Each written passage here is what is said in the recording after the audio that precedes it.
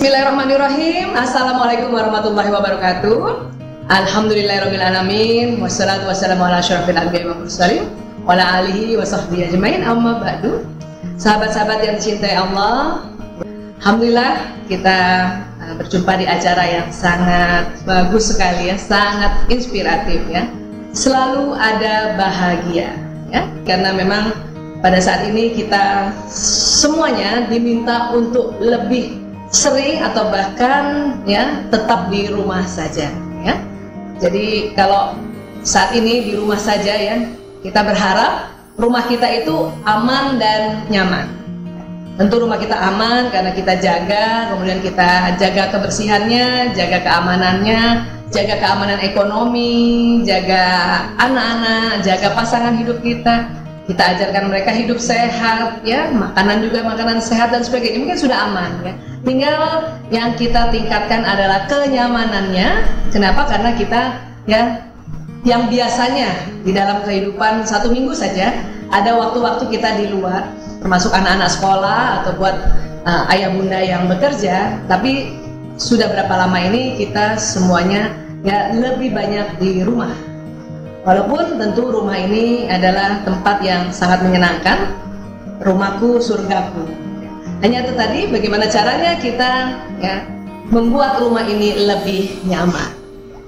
Caranya adalah kita harus tahu bahwa di otak manusia ini gambar otak manusia. Otak manusia ini rupanya Allah berikan tempat-tempat atau kelenjar-kelenjar yang di dalamnya menghasilkan hormon-hormon bahagia. Kalau kita lihat otak ini terdiri dari dua, kanan dan kiri, itu persis di tengah otak pertemuan dua alis agak diangkat ke atas gitu ya. Ini kalau dibor ke dalam, warna kuning ini dibor ke dalam, itu ada kelenjar yang namanya kelenjar pituitary. Kelenjar itu menghasilkan hormon-hormon bahagia. Hormon-hormon bahagia itu terkenal ada 4 jenis ya, ada dopamin, oksitosin, ya, serotonin dan endorfin. Ya. Jadi itu hormon-hormon bahagia yang memang Allah simpan atau letakkan di dalam otak manusia. Di sebuah kelenjar namanya kelenjar pituitary. Ini yang harusnya kita sering stimulasi.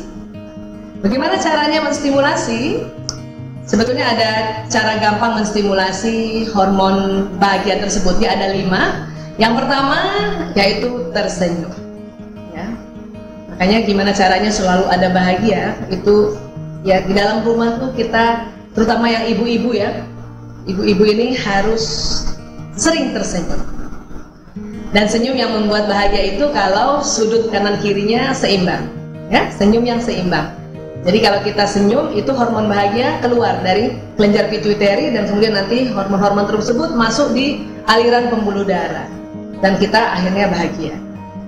Tapi kalau senyumnya cuma sebelah, cuma miring, cuma sebelah kayak gini, cuma sebelah aja, nah itu yang keluar bukan hormon bahagia tetapi hormon ya stres atau hormon ketidaknyamanan. Kalau hormon tidak nyaman itu atau hormon yang membuat kita galau, gelisah ya, atau kondisi-kondisi yang nggak enak itu ada di atas ginjal. Jadi di atas ginjal itu ada kelenjar namanya kelenjar adrenalin, itu disebut anak ginjal. Ya, anak ginjal ini memproduksi hormon-hormon stres atau hormon-hormon khawatir, kecemasan dan sebagainya. Ya, nah, jadi sekali lagi senyum. Oke, nah, kedua agar hormon bahagia keluar adalah tertawa. Jadi gimana caranya di rumah ya bikin cerita-cerita lucu kah, atau kalau anak-anak kita cerita dan dia tertawa, tolong ayah bundanya juga ikut tertawa. Jangan anak tertawa, kita tidak tertawa. Kenapa? Karena dengan tertawa mengeluarkan hormon bahagia. Apalagi yang bisa mengeluarkan hormon bahagia ya. Yang ketiga adalah bergerak. Makanya mengapa walaupun kita di rumah ya, sebisanya kita juga ada olahraga kecil ya, atau gerakan-gerakan yang membuat ya kita bisa bahagia. Nah, beruntungnya buat umat Islam, kenapa? Karena ibadah khususnya yaitu sholat ya, itu berupa gerakan-gerakan, dan gerakan yang teratur ini pada saat setelah kita lakukan maka hormon bahagia akan keluar. Itu makanya kenapa habis sholat kita merasa sangat nyaman. Kemudian apalagi yang keempat adalah dibelai atau dipeluk. Ya, jadi kalau yang masih punya anak-anak, terutama anak-anak yang masih kecil, itu sering-seringlah dipeluk, sering-seringlah dibelai, sering-seringlah diusap-usap kepalanya, ya, diberikan sentuhan fisik. Mengapa? Karena rupanya kalau kita disentuh fisik, itu akan keluar hormon bahagia. Terutama perempuan. Kulit perempuan ini ya jauh lebih cepat terstimulasi apabila dibelai, dipegang, disentuh, maka hormon bahagia akan keluar dan membuat kita merasa sangat nyaman. Ya. Yang kelima apa? Yang kelima ini ngaji atau nyanyi. Nah, ini. Jadi makanya supaya kita bahagia, maka kita harus ya selalu ngaji. Dan Ramadan ini luar biasa, ini bulan dimana turunnya Al-Quran pertama kali. Makanya di Ramadan ini kita punya waktu yang banyak, ya, maka kita harus setiap hari mengaji. Menyanyi, ada orang yang memang hobinya menyanyi atau paling nggak menyenandungkan syair, ya. Nah, itu juga buat ibu-ibu yang suka bersenandung, ya, bisa juga menyenandungkan lagu-lagu atau sekalian bersalawat. Ya. Jadi dengan bersalawat, ya, kita bisa menstimulasi hormon bahagia di otak kita. Ya, jadi 5 itu yang bisa kita lakukan. Kenapa? Karena otak manusia ini Allah kasih tempat ya keluarnya hormon bahagia. Ini tadi.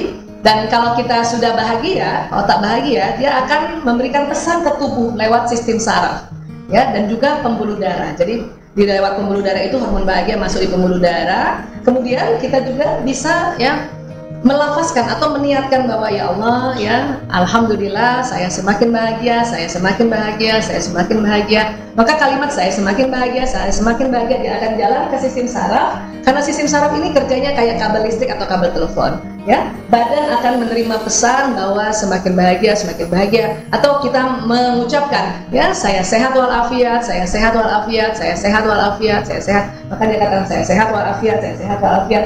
Maka seluruh badan pasti sangat senang dengan informasi sehat walafiat. Bahkan sesungguhnya badan manusia ini senang sekali dengan kalimat basmalah, Bismillahirrahmanirrahim.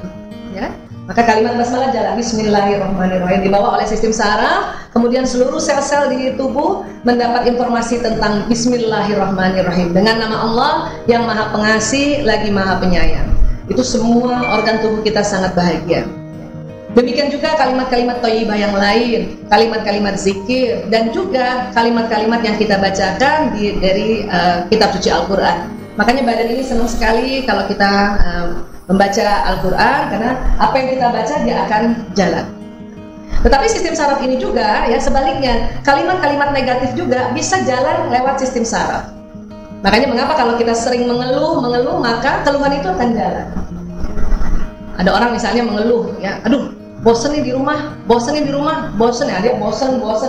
Lama-lama badan pun bosan, ya. Aduh, nggak enak nih di rumah, nggak enak. Oh, saya bisa sakit nih di rumah, bisa sakit, akhirnya sakit betul-betul sakit. Jadi apa yang diucapkan akan jalan di sistem saraf, baik kalimat positif maupun kalimat negatif. Untungnya Allah Maha Adil, masya Allah, ya. Luar biasa, subhanallah, alhamdulillah, wa la ilaha illallah, Allahu akbar. Allah ya membuat hukum adalah kalau kalimatnya positif, dia akan langsung jalan ke badan. Langsung jalan ke badan. Ya. Misalnya ya Bismillahirrahmanirrahim, saya sehat walafiat. Nah, langsung jalan saya sehat walafiat. Jalan di badan saya. Tapi kalau misalnya kita mengucapkan kalimat yang negatif, diberikan waktu tunda. Waktu tunda. Maksudnya apa? Jadi kalau satu kali diucapkan, ya, maka kalimat itu belum jalan. Kapan dia jalan? Nah, apabila diucapkan berkali-kali. Ada yang mengatakan 3 kali diucapkan, ya, maka dia akan jalan yang ketiga kalinya itu.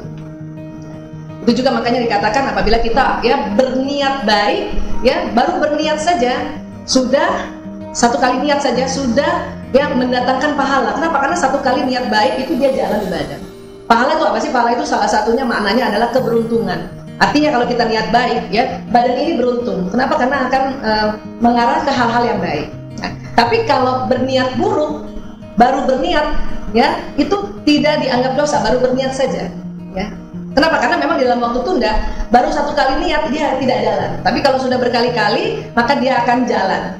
Sehingga makanya niatan buruk setelah dilakukan baru dapat dosa, ya, dan hitungnya 1. Tapi baru diniatkan dia tidak dapat dosa. Kenapa? Kan memang dia belum jalan. Tapi niat baik baru diniatkan dia sudah dapat pahala 1, dan apabila dilakukan dia akan mendapat pahala yang berlipat ganda. Ya, ini dia. Jadi setiap apa yang kita ucapkan itu jalan di sistem saraf. Apa yang kita lihat jalan di sistem saraf. Apa yang kita dengar juga jalan di sistem saraf. Apa yang kita pikirkan juga jalan di sistem saraf. Makanya mengapa kita nggak boleh terlalu overthinking, terlalu banyak mikir, nanti gimana, nanti gimana, nanti gimana, nanti gimana. Ya, apa yang terjadi maka ya nanti gimana dia akan jalan ke sistem saraf. Akhirnya badan bingung juga. Ya. Nah, di dalam otak juga itu ada ya otak emosi. Oke, ada otak emosi, sehingga kadang-kadang otak emosi ini juga perlu kita kendalikan atau perlu kita pahami. Ya, bagaimana caranya? Yaitu tadi dengan cara setiap ada ya emosi atau setiap ada musibah, Allah sudah ajarkan kita, ya. Kita lihat dalam surat Al-Baqarah ayat 155 156, dan sungguh kami akan menguji kalian dengan sedikit rasa takut dan rasa lapar, kekurangan harta, jiwa dan buah-buahan. Dan berikan kabar gembira untuk orang-orang yang bersabar, yaitu orang-orang yang apabila ditimpa musibah mereka mengucapkan inna lillahi wa inna ilaihi raji'un. Jadi apabila kita ditimpa musibah, ada rasa duka, ada rasa ketakutan, diminta kita untuk sebut, ya, ucapkan inna lillahi wa inna ilaihi raji'un.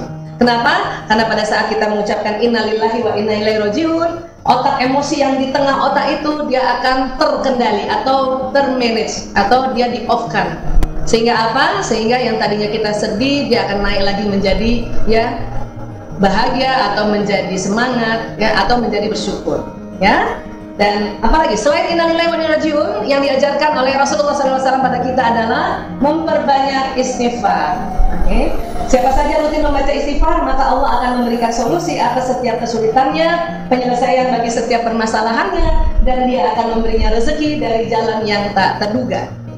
Ya, banyak sekali faedah atau keuntungan istighfar, tetapi satu hadis ini saja sudah dikatakan 3 keuntungan istighfar. Ya, apa? Diberikan solusi. Jadi Allah memberikan solusi terhadap ya atas setiap kesulitan. Ya, apalagi penyelesaian bagi setiap permasalahan. Dan satu lagi, setiap kita istighfar, ya, Allah akan memberinya rezeki dari jalan yang tak terduga. Maka sekarang saat kita seperti ini, ada ketakutan-ketakutan yang seperti ini, maka diminta udah tidak terlalu banyak mengeluh, stop mengeluh, ya, perbanyak istighfar. Ibu-ibu juga begitu, barangkali nanti buka dompet uangnya nggak ada, ya langsung saja istighfar, astagfirullahaladzim, astagfirullahaladzim, ya, nggak usah, kalau nggak punya uang nggak usah mikir mau minta sama siapa dulu, atau nggak usah mikir mau pinjam siapa dulu, istighfar dulu, astagfirullahaladzim ya Allah, astagfirullahaladzim ya Allah, astagfirullah. Maka nanti Allah akan beri petunjuk, ya. Dan Allah akan memberi rezeki dari jalan tak terduga. Kita nggak tahu tiba-tiba ada yang kirimin makanan, ya, itu kan juga rezeki, ya. Kita nggak tahu tiba-tiba ada yang dikirimin takjil, itu juga rezeki. Kita nggak tahu nih, ya, apa ada THR bulan Ramadan ini, nggak usah dipikirin, itu istighfar aja terus. Ya, kapan kita takut tidak punya apa-apa di Ramadan dan nanti Lebaran, nanti istighfar lagi, istighfar lagi. Kenapa? Karena ini yang memang diajarkan oleh Rasulullah SAW. Dan ini sangat mujarab, ya, untuk selalu ada bahagia di dalam rumah kita. Nah, ini dia. Sekali lagi, sistem saraf ini selalu membawa setiap pesan, apa yang diucapkan, apa yang didengar, apa yang dilihat, apa yang dipikirkan, dan apa yang dirasakan emosi kita. Ya, dia akan jalan sistem saraf. Nah, tubuh manusia dia bukan hanya badan seperti ini saja. Tubuh manusia itu, ya, Allah berikan seperti ini. Ada badan seluler, ada badan bioplasmik. Jadi tubuh kita ini bercahaya, tubuh kita ini ada nurnya, tubuh kita ini ada gelombang elektromagnetik. Ya, tubuh kita ini ya sebetulnya adalah gadget alamiah. Gadget sebetulnya pertama kali gadget atau telepon genggam itu diciptakan itu oleh salah satu karyawan dari sebuah perusahaan besar telepon genggam, ya, namanya merek Motorola. Mungkin ya pernah orang tua teman-teman yang punya telepon sebesar batu bata, ya, itu dia terinspirasi membuat telepon genggam itu dari tubuh manusia. Jadi kayak gini sebetulnya. Ya, jadi manusia itu punya sinyal. Nah, sinyal manusia inilah yang selalu membawa pesan. Apa? Pesan doa, pesan niat, dan pesan prasangka. Jadi kalau kita selalu takut, nggak punya uang, takut nggak punya uang, ya, nah, nanti didorong ya, sinyal ini terbroadcast. Ya, setelah jalan di tubuh udah ketakutan, akhirnya tubuh sakit. Ya, pesan itu didorong oleh badan sinyal kita ke alam semesta. Dan sinyal ini punya sifat dia menarik peristiwa. menarik kejadian, menarik benda, dan menarik juga orang. Yang seperti apa yang kita ucapkan. Jadi kalau kita misalnya ya bahagia, maka badan pun bahagia. Kemudian bahagianya terdorong ke alam semesta dan ditarik peristiwa yang tambah kita bikin bahagia. Ya, rezeki itu Allah yang atur. Tetapi itu tadi Allah ya sudah buat mekanisme dalam tubuh manusia, ya tarikannya itu adalah dari manusia itu sendiri. Jadi di dalam ya kondisi sekarang kita diminta, kalaupun sedih, ada rasa takut sedikit, ada rasa khawatir sedikit, diminta cepat-cepat untuk diangkat atau move on dari rasa itu. Tekniknya ada dua tadi, kita disuruh baca innalillahi wa inna ilaihi raji'un, dan kemudian disuruh perbanyak istighfar. Dan tentunya kalimat thayyibah yang lain. Ya, nah insya Allah seperti itu. Kemudian kita bicara lagi yang baik-baik. Jadi untuk mengganti prasangka negatif ke prasangka baik, yaitu itu tadi saya biasanya menggunakan teknik namanya 3M. M pertama mengaku. Ya, jadi kalau kita takut bahwa aduh ya nanti ada uang nggak ya lebaran, misalnya gitu ya. Nah itu harus ngaku, ya Allah saya takut ya Allah, saya khawatir ya Allah nanti lebaran tidak ada uang. Nah M pertama. M kedua ya kita mengangkat, ya Allah angkat takutku. Ya, karena kita memang harus move on. Jadi di otak kita ini ada otak emosi, emosi itu harus diangkat. Ya Allah angkat takutku, ya Allah angkat khawatirku. Astagfirullahaladzim, innalillahi wa inna ilaihi raji'un. Ya. Dan M yang ketiga meminta. Jadi kalau gitu maunya apa? Ya Allah, mohon ya Allah lapangkan rezeki kami, ya Allah lapangkan rezekiku, lapangkan rezeki suamiku, lapangkan rezeki anak-anakku, lapangkan rezeki adik-adikku. Ya ini Ramadan berkah ya Rob. Maka kalimat permintaan itu nanti akan jalan lewat sinyal ini dan nanti akan ditarik peristiwa itu. Ya, dunia ini tidak pernah diam meskipun dalam keheningan selalu bergetar dalam vibrasi yang tidak tertangkap panca indera. Manusia selalu keluar sinyalnya, walaupun tidur pun dia keluar sinyal. Ya, dan apalagi manusia adalah magnet dan setiap detil peristiwa yang dialaminya datang atas daya tarik undangannya sendiri. Jadi kalau kita sedih, nggak cepat-cepat kita delete dengan istighfar, maka nanti akan ditarik peristiwa yang tambah sedih. Marah, kita nggak cepat delete dengan istighfar, maka akan ditarik peristiwa yang tambah bikin kita marah. Takut, maka yang ditakutkan itu terjadi. Ya.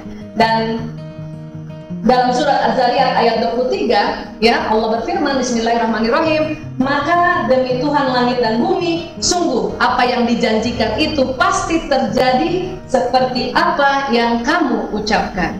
Ya, ini Allah mengatakan pasti terjadi. Dan dikatakan demi Tuhan langit dan bumi, berarti ya konsep ini atau hukum ini berlaku untuk semua manusia apapun agamanya. Demi Tuhan langit dan bumi. Kalau Allah sudah bilang demi Tuhan langit dan bumi, berarti ini berlaku untuk semua manusia, ya, semua makhluk juga. Dan dikatakan sungguh apa yang dijanjikan pasti terjadi seperti apa yang kamu ucapkan. Baik diucapkan di mulut, baik diucapkan di benak, ya, baik diucapkan di mata. Jadi kadang-kadang kalau kita melihat lewat mata terus kita mengucapkannya, ih jelek banget sih itu orang. Ah itu hati-hati itu. Maka nanti ditarik peristiwa kita yang jelek akhirnya. Ya, dan apa yang kamu ucapkan termasuk ucapan yang ditulisan. Maka hati-hati membuat status, hati-hati membuat tulisan-tulisan di media sosial. Kenapa? Karena dia akan menarik peristiwanya dan kita yang kena sendiri. Ya, baik sekali lagi sahabat-sahabat fillah, sahabat-sahabat yang dirahmati Allah yang bergabung di acara Wardah ini, ya, inilah ada selalu bahagia di dalam rumah kita, bahkan di dalam diri kita. Tinggal kita yang mau nyalakan atau tidak. Cara menyalakannya ada 5 tadi, dan itu tadi prasangka, niat, dan doa baik kita insya Allah akan mendatangkan apa yang kita ucapkan. Terima kasih. Wabillahi taufiq wal hidayah. Assalamualaikum warahmatullahi wabarakatuh.